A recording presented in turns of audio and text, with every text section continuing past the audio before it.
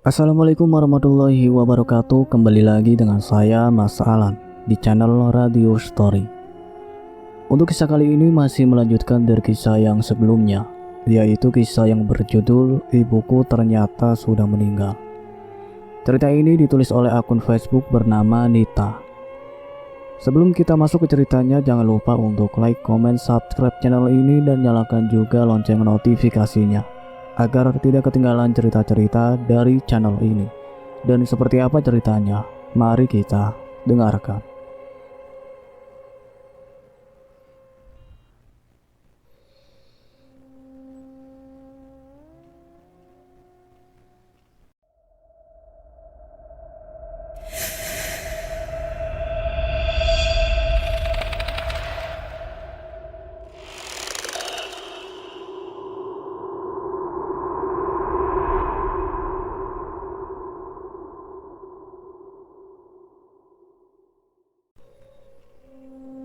Tari meremas ujung jilbabnya sambil menangis sesegukan. Ia sangat kasihan melihat Karlina, sahabat kecilnya itu, yang kehilangan ibunya. Kemudian Karlina menatap Tari sinis. "Mbak Tari, jangan pernah ngada-ngada bahwa ibuku telah meninggal. Ibuku masih ada dan dia tidak akan pernah meninggalkan saya. Dia telah berjanji selalu menemaniku," ucap Karlina dengan lantang. "Mbak gak pernah ngada-ngada. Silahkan kamu tanya pada warga kalau ibu kamu meninggal karena korban pelecehan seksual dan jasadnya ditemukan di..." "Cukup Mbak, cukup. Aku gak mau dengar semua ini. Kalian semua sudah gila," pekik Karlina yang masih tak percaya dengan apa yang diucapkan Tari. "Lina!" Plak! Satu tamparan keras mendarat di pipi Karlina. Tari menamparnya agar dia sadar bahwa ibunya benar-benar pergi untuk selamanya. "Cuy!" Karlina meludahi wajah Tari untuk membalas tamparannya. "Mbak Tari menampar aku." "Iya, Mbak menampar kamu agar kamu sadar. Dari tadi kamu gak sadar kalau ibu kamu udah meninggal. Dan kamu sama sekali gak percaya dengan apa yang Mbak ucapkan. Kamu harus kuat dan tabah. Mbak gak mau kamu terus berlarut dalam kesedihan. Mbak sayang kamu. Mbak udah anggap kamu sebagai adik Mbak sendiri, Lina. Dengarkan itu," pekik Tari berteriak, sementara Bi Ija, Pak Seno, dan warga lainnya hanya diam saja menyaksikan perdebatan antara dua sahabat itu. "Lihat itu Karlina, lihat itu," tunjuk Tari sambil menunjukkan ke arah makam yang terlihat ada batu nisan yang telah dipasang. Kemudian Tari menarik Lina menuju ke makam itu dan Lina hanya bisa pasrah saja ditarik oleh sahabatnya itu. Setelah sampai di makam yang tak jauh dari tempat mereka berdebat, Tari langsung menunjukkan makam itu kepada Lina. Kemudian Lina melihat ke bawah, seketika matanya terbelalak dan juga jantungnya berdegup kencang dan tubuhnya bergetar hebat. Saat tubuh Lina bergetar hebat saat melihat nisan yang ada di sana tertulis tanggal lahir serta tanggal wafatnya Lastri, ibunya Karlina, di batu nisan tersebut. Tertulis nama Lastri binti Kusomo Wijaya, lahir 1980, 16 April. Wafat pada 9 Agustus 2024. Lina pun bersimpu dan berteriak di makam ibunya. Enggak, ini gak mungkin ibu. Ini gak mungkin ibu. Ibu gak mungkin meninggal, gak mungkin," pekik Lina berteriak sambil menangis di makam ibunya. Kemudian ia berlari sekencang mungkin. Lina terus berlari keluar dari area pemakaman. Pak RT dan Ustadz Rizal memanggil Lina, namun ia tak peduli dengan teriakan itu. Ia terus saja berlari menuju ke rumahnya dengan berderai air mata dan degup jantung yang sangat kencang. Ia terus berlari hingga sampai ke rumah. Sesampainya di rumah, ia langsung masuk ke dalam rumah dan berteriak memanggil ibunya itu. Ibu di mana, Bu? Ibu, ini Lina, Bu. Ibu di mana?" teriak Lina dengan jantung yang bergedup semakin kencang. Saat hendak melewati kamar sang ibunya, ia mendengar suara kidung Jawa seseorang yang bersenandung lagu Jawa yang membuat bulu kuduk berdiri bagi siapa saja yang mendengarnya. "Tak lelo letu, cuman engko anakku ojo bicar nangis." Lirik kidung Jawa terdengar di telinga Lina yang membuat air matanya semakin deras bercucuran. Karena suara yang lembut itu bersenandung dengan suara yang bergetar seperti orang menahan tangis. Kemudian Lina perlahan memanggil ibunya itu. Ibu di dalam ya?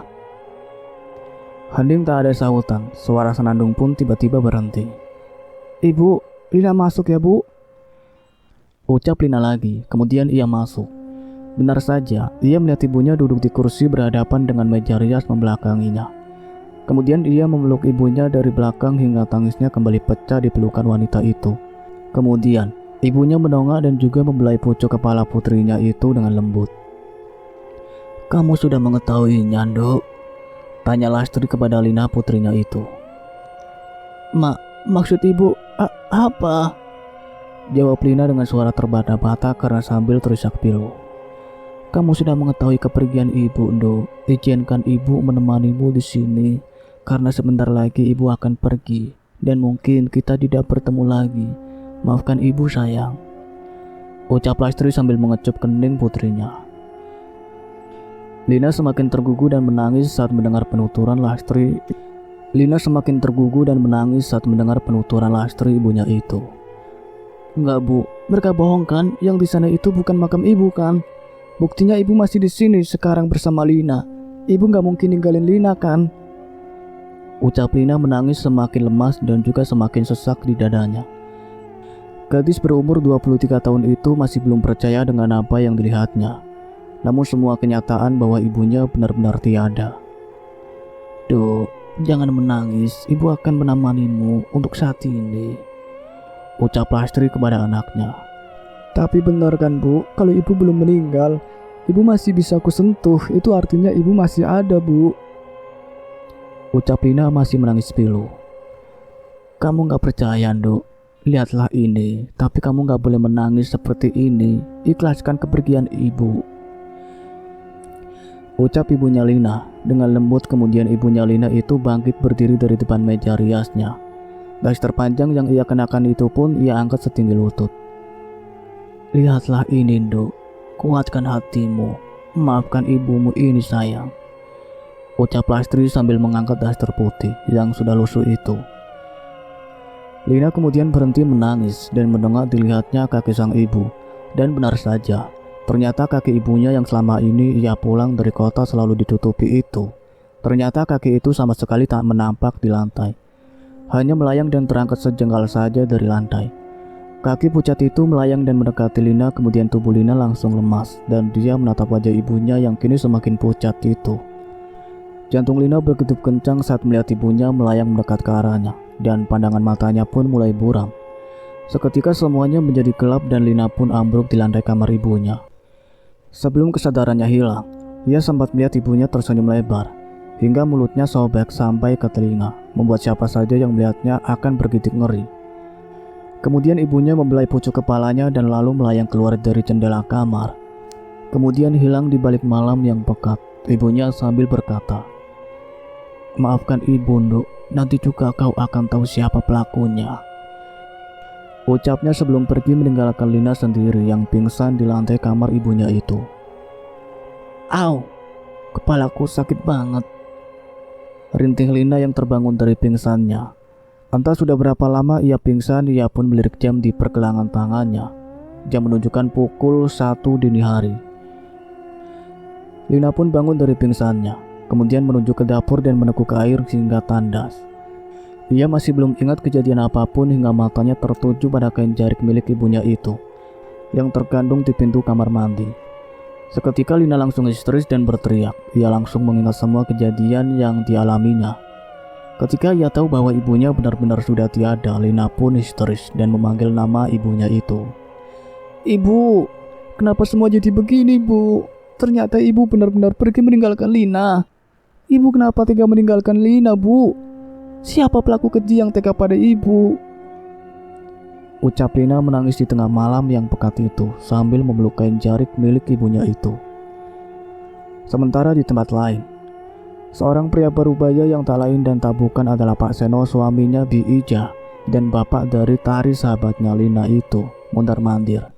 Dan terus gelisah sesaat kemudian ia berhenti dan bergumam. Aku harus cepat-cepat pergi ke tempat kejadian itu sebelum semuanya terlambat. Entah sudah berapa lama Lina tergugu menangis memeluk kain jarik yang sering digunakan ibunya itu. Ia benar-benar baru sadar dan percaya jika ibunya benar-benar sudah pergi untuk selamanya. Lina tertidur sambil memeluk kain jarik milik ibunya hingga pukul 2 dini hari. Ia terbangun karena merasakan ada belayan lembut di kepalanya. Lina bisa merasakan bahwa belayan hangat itu adalah belayan Lastri ibunya. Kemudian Lina menikmati belayan itu, tak terasa air matanya kembali jatuh. Ibu, kenapa ibu tega meninggalkan Lina sendiri?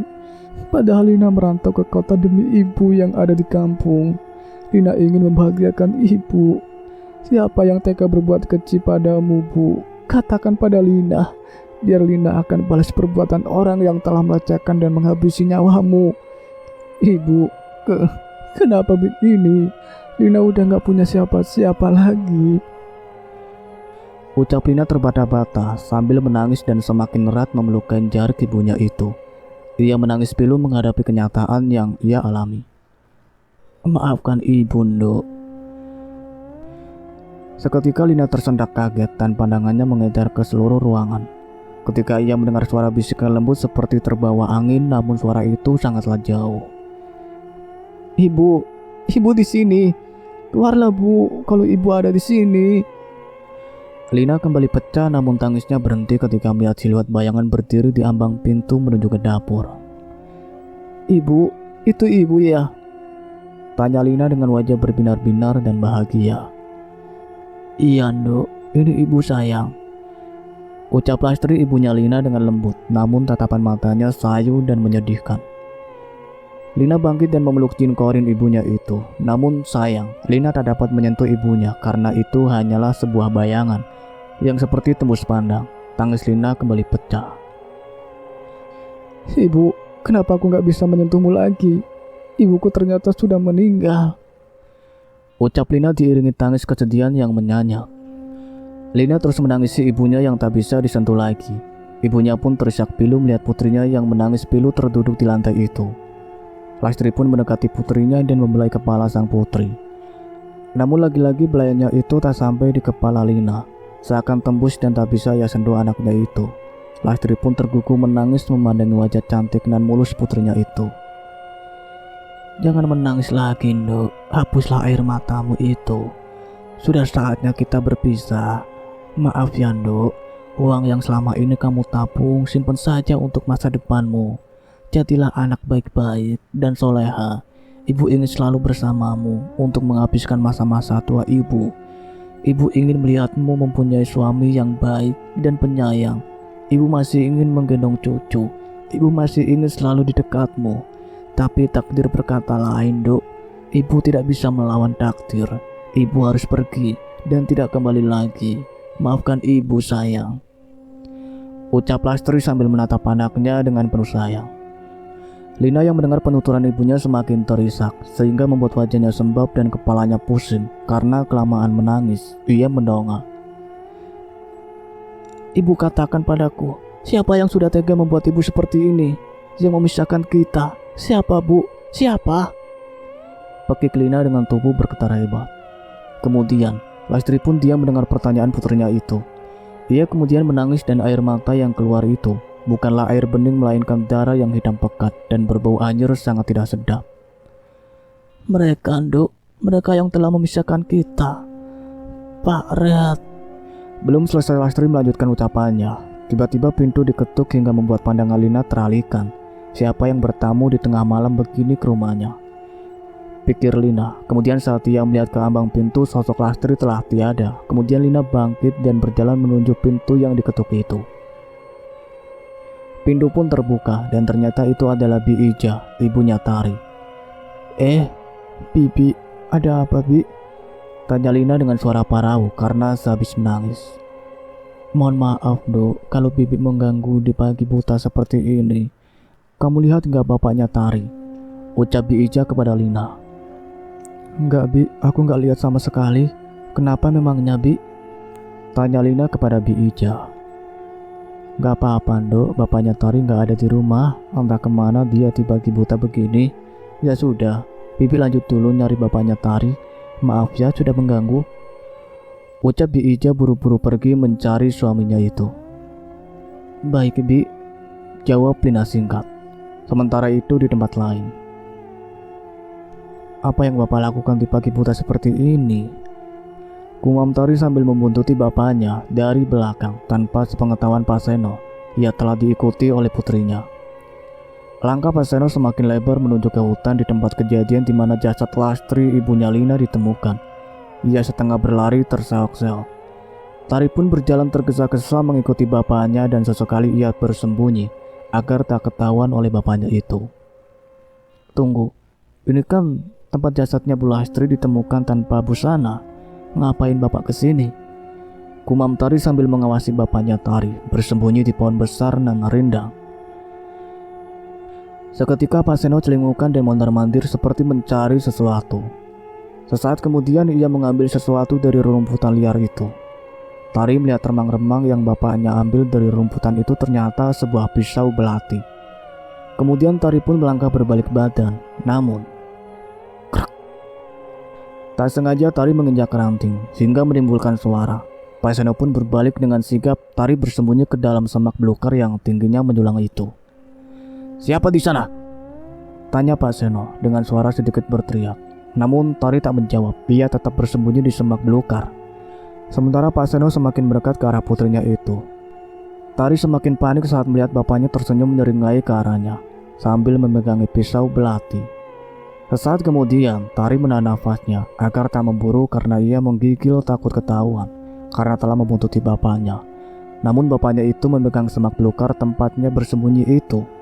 Saat hendak menyibak semak belukar itu, tiba-tiba seseorang menepuk pundak Pak Seno dari belakang. Dia pun tercengkang kaget dan "Halah, gue ngagetin aja.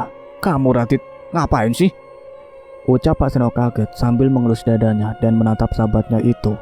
Pria parubaya berumur 50 tahun itu terkekeh dan menepuk pundak Pak Seno.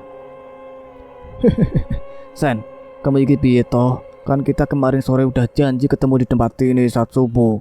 Yo wes, aku kesini toh nemuin kamu sesuai perjanjian kita," ucap Pak Radit duda tanpa anak itu. "Oh iya toh, ini saya sudah menemukannya. Kamu simpan dan amankan pisau belati ini. Jangan sampai ada yang melihat semuanya. Dan jangan sampai rencana kita gagal. Kita harus bisa menyembunyikan ini dulu untuk sementara waktu," ucap Pak Seno. Untung gak ketahuan sama bapak," ucap Tari bernafas lega. Namun ia masih bingung dan mencerna apa yang ia pikirkan tentang percakapan bapaknya bersama Pak Radit itu. Sayup-sayup terdengar suara azan subuh berkumandang. Tari pun pulang dan berniat untuk sholat dulu. Nanti setelah itu ia akan berniat menyelidiki apa maksud dari semua ucapan bapaknya pada Pak Radit dan apa tujuannya ke tempat itu mencari pisau. Di kediaman Lina, menjalankan sholat subuh, ia meminta perlindungan dan memohon ampun kepada Allah atas segala dosa-dosanya dan kedua orang tuanya. "Ya Allah, hamba ikhlas kehilangan ibu. Jika memang itu takdir yang terbaik menurutmu, ampunilah segala dosa-dosanya. Tempatkan dia di sisimu ya Allah. Namun hamba memohon, berilah petunjuk dan keadilan siapa saja yang membuat ibu berakhir tragis seperti itu. Amin ya rabbal alamin." Usai sholat subuh, Lina pun menyiapkan sarapan untuk dirinya sendiri. Setelah sarapan, ia akan berniat bertandang ke tempat peristirahatan terakhir ibunya. Lina pun sarapan seorang diri tanpa sang ibu. Ia pun kembali menatap nasi dan lauk itu dengan sendu. Ia teringat sang ibunya. "Ibu, aku merindukanmu, Bu. Aku sudah ikhlas jika ibu benar-benar tiada. Tapi aku tidak bisa melupakanmu, Bu. Aku benar-benar kehilanganmu, Bu. Ibu," ucap Lina sambil menyuap nasi dan lauk ke mulutnya. Ia makan sambil menangis pilu, bahkan air matanya terjatuh di piring mengenai nasinya itu. Selesai makan dan jam sudah menunjukkan pukul 6.30. Lina berniat pergi ziarah ke makam ibunya. Ia sudah memakai gamis hitam dan berkerudung hitam dan kacamata hitam. Kemudian ia berjalan. Setelah sampai ke makam ibunya, tak lupa ia mendoakan ibunya, menaburi bunga di atas makam ibunya dan menyeramkan kuburan ibunya. "Ibu, yang tenang di alam sana ya Bu. Lina selalu sayang sama ibu. Lina gak bisa melupakan ibu selamanya. Bagi Lina, ibu adalah segalanya untuk Lina setelah ayah tiada." Lina memeluk erat batu nisan yang bertuliskan nama ibunya itu sambil menangis pilu. Ikhlaskan saja kepergian ibumu, Lina. Ucap seseorang sambil memegang bahu Lina. Kemudian Lina menongak. Ternyata itu adalah Ustadz Rizal. Pak Ustadz, kenapa ada di sini? Sedang apa? Ucap Lina sambil menghapus air matanya. Namun tangannya dicekal oleh Ustadz Rizal yang usianya hanya terpaut 2 tahun dengannya itu. Kemudian Ustadz muda itu mengusap air mata Lina. Lina gelagapan dan langsung menghindar. Maaf Ustadz, ucap Lina dan menjauh dari Ustadz Rizal keluar dari pemakaman itu. Kemudian di jalan ia bertemu dengan Pak Seno. Assalamualaikum Pak, ucap Lina dengan sedikit tersenyum. Waalaikumsalam. Maaf ya Lina, Bapak duluan, ucap Pak Seno buru-buru pergi dan Lina melihat Pak Seno berpapasan dengan Ustadz Rizal. Kemudian Ustadz Rizal membuang pandangannya dari Pak Seno. Kemudian Ustadz Rizal pergi tergesa-gesa sementara Lina masih berdiri mematung melihat gelagat dua pria yang berbeda usia itu. Mereka sangatlah aneh dan menurut Lina. Kemudian Lina berniat pulang ke rumahnya dan melakukan pekerjaan rumah seperti biasanya. Setelah siang itu pukul 10:45. Kita harus bereaksi malam ini juga, ucap Pak Seno kepada Pak Radit sahabatnya. Iya, kamu benar. Sebelum semuanya terungkap. Sekarang kita pergi ke rumahnya sekarang juga, ucap Pak Radit. Ayo, kita pergi sekarang. Jangan lupa gunakan alat yang kita butuhkan, ucap Pak Seno. Mereka pun berlalu pergi membawa pisau belati yang ia temukan di rerumputan liar pagi tadi. Mereka berdua pun pergi mengikuti jalan setapak di kebun pisang belakang rumah Pak Radit itu. Mereka mengendap-endap seperti maling, kemudian sampai ke perkarangan rumah Ustadz Rizal. Mereka masih memantau rumah Ustadz Rizal dari kejauhan. Berhubung rumahnya jauh dari rumah warga, setelah melihat kiri kanan tak ada orang, Pak Seno langsung menyikut Pak Radit. Kemudian ia pergi dengan membawa pisau belati yang dibungkus koran itu. Ditambah dengan kardus, kemudian ia mengetuk pintu rumah Rizal. Lalu meletakkan pisau yang dibungkus itu ke depan pintu Rizal. Dengan sigap Radit langsung kembali bersembunyi di semak belukar tempat Pak Seno menunggunya. Kemudian mereka berjalan pelan menuju ke dapur Ustadz muda itu. Mereka mengendap-endap masuk ke dalam rumah Ustadz Rizal. Ustadz Rizal pun keluar karena merasa ada yang mengetuk pintu. Keningnya berkerut saat melihat sebuah kardus yang dibungkus koran. Kemudian ia melihat sekeliling tak ada siapapun. Ia kemudian masuk ke dalam rumah dan membuka kardus itu. Mata Ustadz Rizal langsung membelalak melihat pisau belati yang berlumuran darah hitam itu. Brak! Ustadz Rizal mengebrak mejanya dan membuang pisau yang berlumuran darah itu. Nafasnya menggebu, giginya saling beradu dan menimbulkan suara gemeretuk kemudian. Bangsat, ini kan pisau yang waktu itu aku gunakan untuk mengorok lehernya Ibu Lastri bersama Parada. Gak, ini gak bisa dibiarin. Aku harus ngomong sama Parada. Kalau rahasia selama ini ada yang mengetahui, aku gak mau mendekam di penjara. Tapi siapa orang yang mengetahui perbuatanku dan Parada itu? Teriak Ustadz Rizal sambil membanting meja di ruangan tamunya itu dengan kuat. Tanpa ia sadari ternyata dari tadi Pak Seno dan Pak Radit telah berhasil merekam semua pembicaraannya itu dengan ponsel Pak Radit. Kemudian Pak Radit dan Pak Seno tersenyum puas dan mereka melangkah keluar dan berlari dari rumah Ustadz Rizal itu. Hingga menjauh dan mengumpulkan bukti-bukti yang telah ia temui itu dimulai dari kalung Ustadz Rizal dan pisau belati yang tertinggal di rerumputan tempat ibunya Lina itu ditemui tanpa busana. Di tempat lain, Lina duduk termenung sambil memandang foto dirinya bersama ayah dan ibunya. Ia kembali menitikkan air matanya. Ibu, tolong datang temui Lina. Belai Lina, peluk Lina sekali aja bu. Lina kangen ibu. Kenapa ibu dan ayah secepat ini meninggalkan Lina? Ucap Lina sambil terisak. Dok, jangan menangis. Kau akan tahu sebentar lagi siapa pelaku yang keji terhadap ibu sehingga memisahkan kita. Spontan Lina langsung menongak dan menajamkan pendengarannya. Namun tak ada siapapun. Kemudian Lina masuk ke dalam kamar dan mengunci pintunya. Ia pun merebahkan dirinya di atas kasur antara sadar dan tidak. Lina langsung berada di sebuah padang-padang. Kemudian ia melihat sosok yang selama ini dirindukannya. Ia melihat ayahnya menggandeng tangan ibunya. Wajah keduanya tampak cerah dan bercahaya dan juga sejuk. Lina berjalan ke padang-padang mengejar kedua orang tuanya. Ayah, ibu, tunggu Lina. Pekik Lina sambil mengejar ayah dan ibunya. Sesaat kemudian ayah dan ibunya berhenti dan berbalik badan menatap Lina. Betapa bahagianya Lina melihat kedua orang yang telah dirindukannya selama ini. Ia berlari dan memeluk kedua orang tuanya. Ayah, ibu, bawa Lina bersama kalian. Lina gak mau tinggal sendiri di rumah. Apapun yang terjadi, Lina ingin ikut ayah dan ibu saja, ucap Lina sambil menangis tergugu di pelukan kedua orang tuanya itu. Dok, belum saatnya kamu ikut ayah dan ibu. Perjalananmu masih panjang. Pulanglah, Dok. Hiduplah tanpa ayah dan ibu. Kamu pasti bisa. Gak ada yang gak bisa untuk anak ibu yang cantik ini, kata Bu Lastri sambil mencolek dagu sang putri satu-satunya itu. Perlahan kemudian Lastri dan Pak Heri suaminya itu perlahan menghilang. Kemudian Lina langsung terjatuh sebab tubuh yang ia peluk itu telah hilang dan hancur. Kemudian Lina berteriak sekencang mungkin. Ayah, ibu, tidak, jangan tinggalin Lina, Bu. Ibu, Lina ikut ibu. Lina gak mau hidup kalau gak ada ayah sama ibu, racau Lina sembari menangis dengan kerasnya. Kemudian brak, tubuh Lina terjatuh dari ranjang. Ia merasakan sakit di bagian belakangnya. Jantungnya bergedup kencang. Kemudian ia melirik ke jam tangannya yang menunjukkan pukul 7:30. Waktunya Isya. Masya Allah, itu tadi cuma mimpi toh. Indah banget, kukira beneran. Aku benar-benar gak bisa kehilangan ibu setelah ayah pergi, ucap Lina menangis. Lina sangat depresi setelah tahu kenyataan bahwa ibunya benar-benar sudah tiada.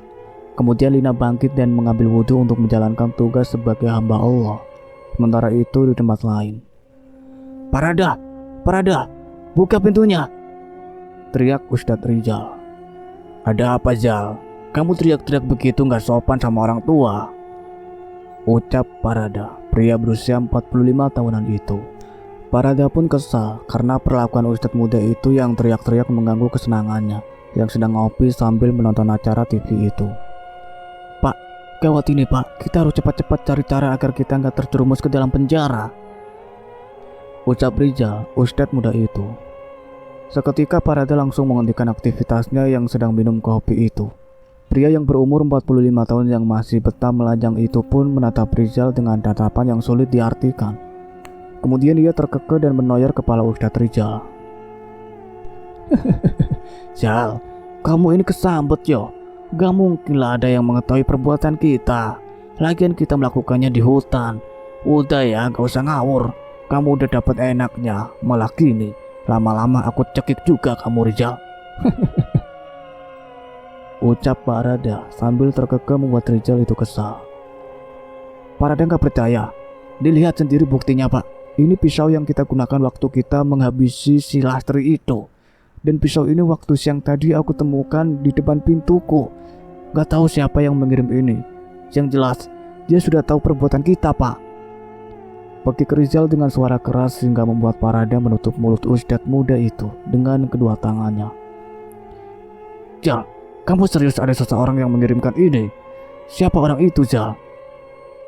Tanya Parada dengan wajah pucat dan bibir bergetar dan mulai berkeringat dingin.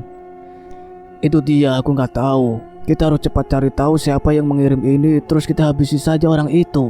Kalau berani membongkar rahasia kita, ucap Ustadz Rizal dengan suara bergetar karena ia juga takut. Tanpa mereka sadari, Pak Seno dan Pak Radit pun ternyata sudah lama berdiri di jendela dan merekam semua percakapan mereka seperti yang mereka lakukan di rumah Ustadz Rizal siang tadi. Kemudian Pak Seno dan Pak Radit pun pergi dengan cara mengendap-endap. Pergi keluar dari perkarangan rumahnya Parada itu. Kemudian Pak Seno pergi ke rumah Pak Radit. Dan Pak Seno pun ikut Pak Radit pulang ke rumahnya untuk mengumpulkan semua bukti-bukti yang ia rekam itu untuk menjerat Ustadz Rizal dan Parada ke dalam penjara.